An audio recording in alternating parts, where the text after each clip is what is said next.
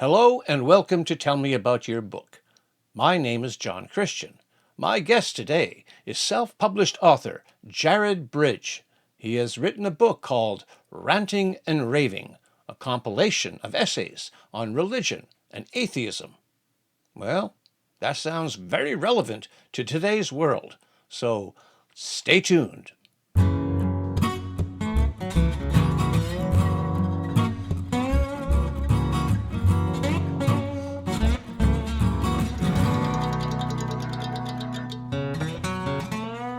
Hi, Jared. Welcome to the show. Hi, thanks for having me. I understand you wrote a book called Ranting and Raving. It's a compilation of essays on religion and atheism. Sounds very interesting. So tell me about your book. Basically, it started as just me writing a couple little essays here and there for like social media and just kind of trying to get my own thoughts in order.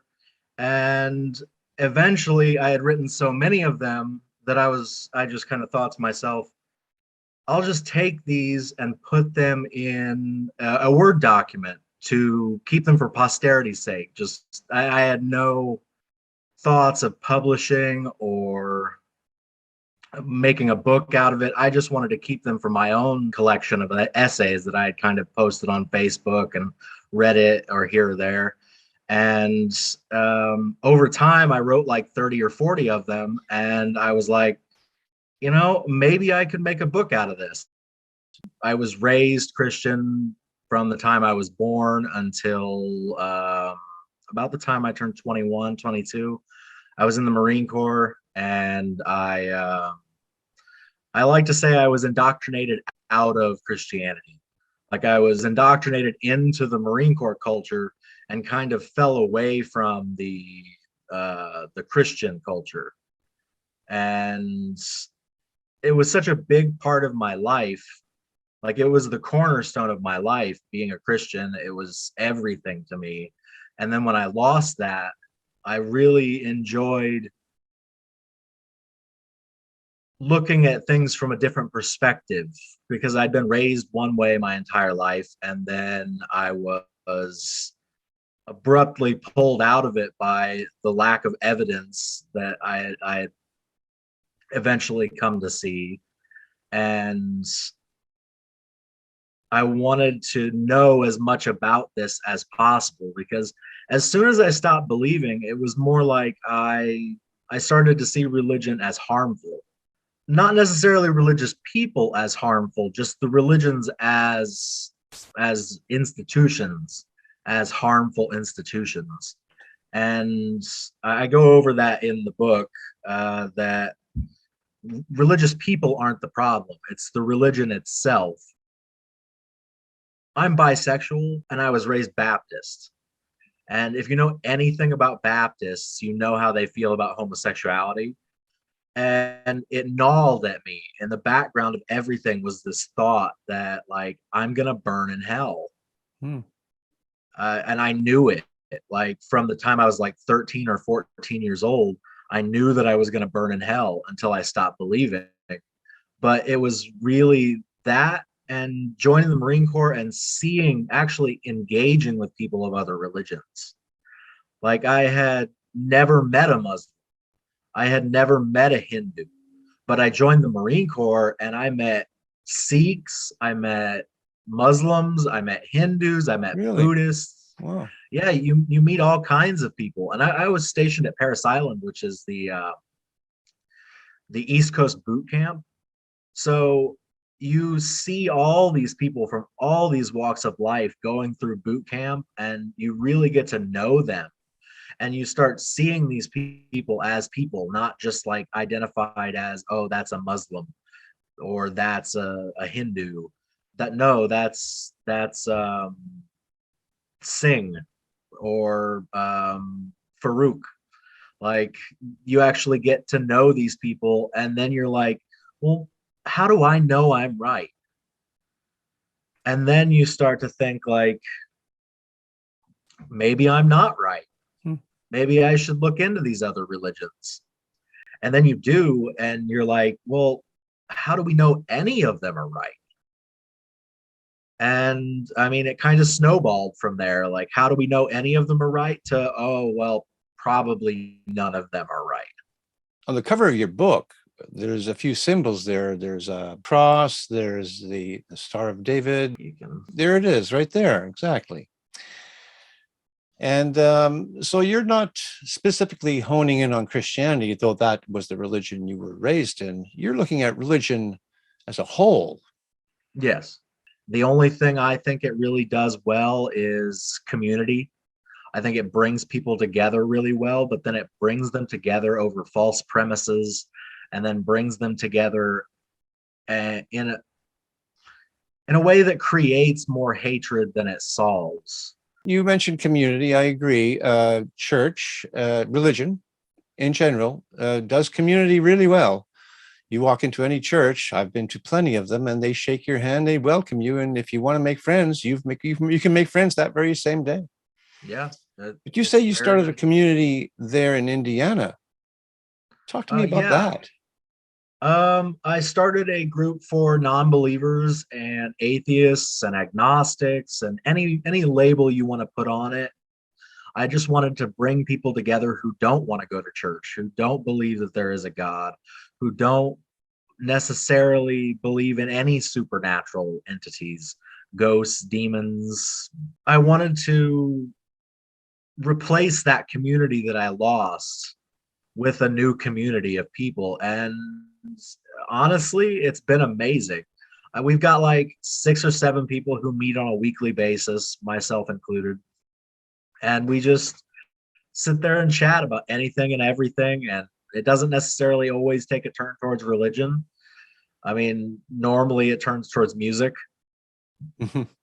Like, we love just sitting around talking about music all afternoon. Like, and it's been great for all of us to get together and just have a community again, because a lot of us lost it when we left religion, because that's another thing that religion does really well is shun outsiders. Mm. And as soon as you no longer believe in their God, you are an outsider. And religion also does charitable work. I mean, albeit that they usually want to attach a tract or a New Testament Bible, and they give that to you, and while they're giving you some food to eat or something.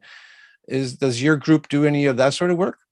Yeah, actually, we've done 2 community projects. We painted an elderly lady's home for free, just as a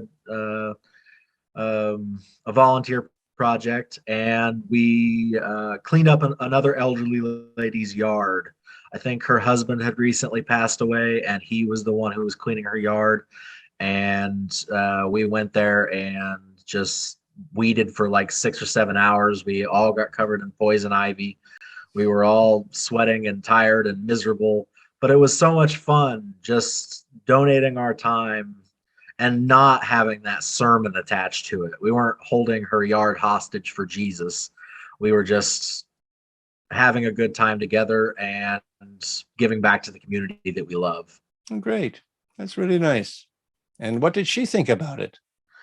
At first, she was a little kind of like, "What are you doing here? Why are you doing this?" She was like, "Why are you donating your time on a Saturday afternoon? All of you, like 20 somethings, don't you have something better to do?" And by the end of it, she was just so grateful that we had done it for her, because when she welcomed us in, she said, "Welcome to the jungle." And she wasn't kidding. She It was a jungle back there that we spent 5 or 6 hours doing nothing but yanking weeds out of the ground. And it was hard work, but I'm glad we did it. Good. And oh yeah, we also we did a food drive for Pride Month, and we raised I think it was 600 or 700 plates worth of food for the local food bank here in Fort Wayne. And how long has this group been together? Um, as of this month, it's been 1 year. Okay. So you sort of formed during the lockdown or just right after the lockdown? Right after COVID, all the lockdown stuff. Yeah, Right. we were just coming out of it, and I was like, I need some friends to be around. I need some people who are like-minded. I need some sort of community, and I found that on Reddit.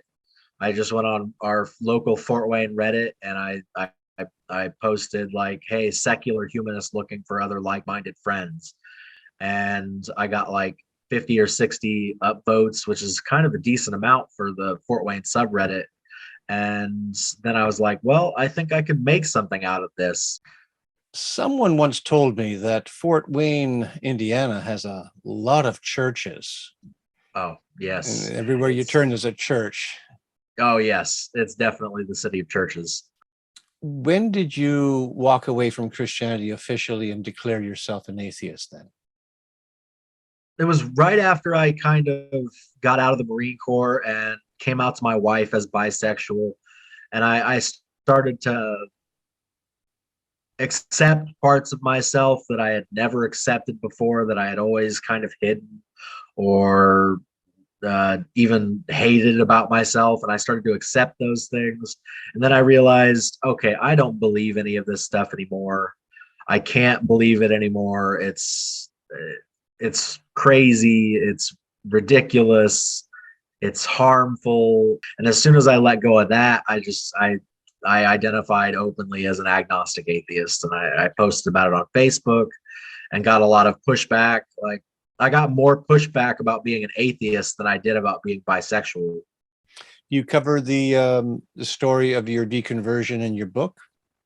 Yeah, the first 20 pages is pretty much my a truncated version of my deconversion. It that's where it's leaning towards when I go over it. It's leaning towards my deconversion, like trying to get the reader to understand where I'm coming from, because I understand that like not everyone who reads it will be an atheist. And that's like my uncle Jim, he wants me to send him a copy, and he is a devout Christian. And I'm kind of worried. I'm trying to think about what to write the front cover, like "Thank you for your support," or Hmm.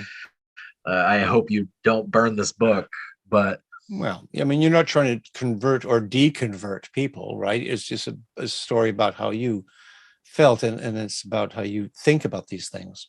yeah, But I mean, I'm sure some people who are believers are going to look at that and worry for your eternal soul, or that you're wrong in your conclusions.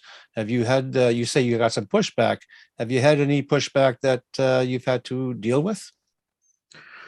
a little bit, not anything personal, like in real life. Like online, I've gotten into arguments with my aunt and my uncles, and like just like I at the end of it, it's always "I love you, but you're wrong" type of thing. Like it, nothing that's destroyed any relationships. Any plans to write a second book?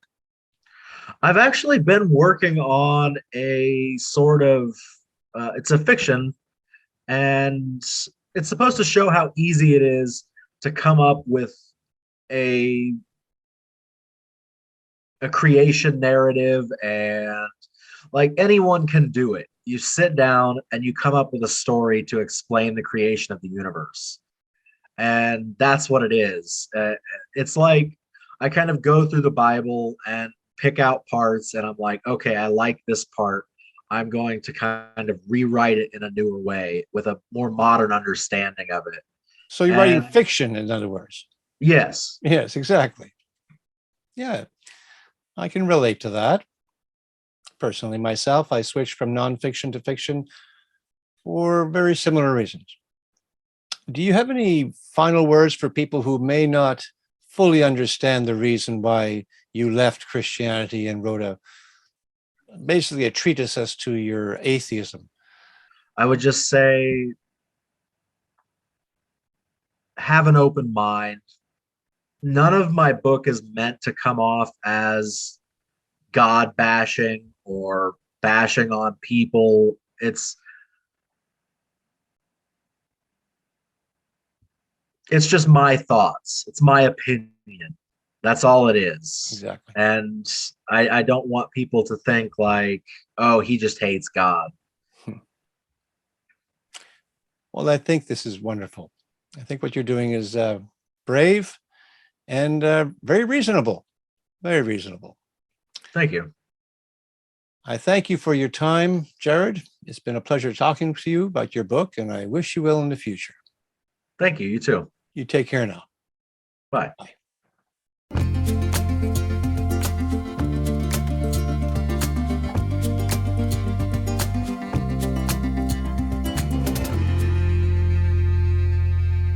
And that's our show for today. If you like what I do here on Tell Me About Your Book, then hit the like button and subscribe. And don't forget to ring that bell for future notifications. And if you are a self-published author, I would love to talk to you. Until such time, keep on writing and be kind to one another.